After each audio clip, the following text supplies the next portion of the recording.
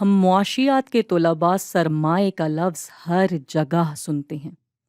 آج ذرا اس کو تفصیل سے سمجھتے ہیں کہ یہ ہوتا کیا ہے۔ تو مثال لیتے ہیں ایک کھیت کی جہاں شاید گندم اگائی جاتی ہے، تو ہمارا آؤٹ پٹ یا نتیجہ ہے گندم، اور ان پٹ کیا ہوگا؟ یا اب یہاں کس کس چیز کی ضرورت پڑے گی کہ ہمیں آؤٹ پٹ مل جائے؟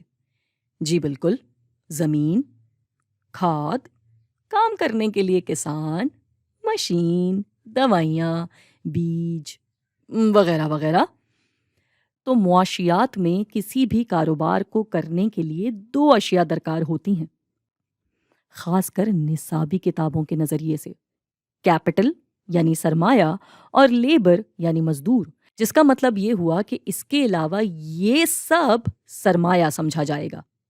یہاں آپ کو ایک دلچسپ بات بتاتی چلوں کہ بس چند صدیاں پہلے جب لوگوں کے پاس غلام ہوتے تھے تو ان کو بھی سرمایے میں ہی گنا جاتا تھا۔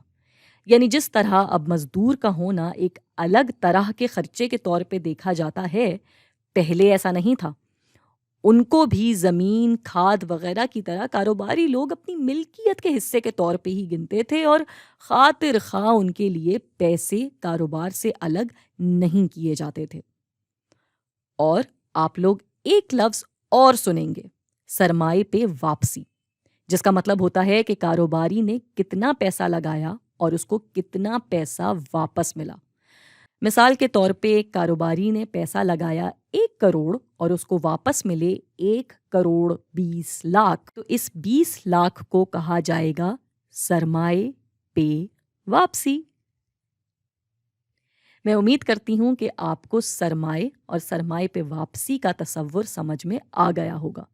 اس پہ مزید بات کریں گے اگلی ویڈیو میں۔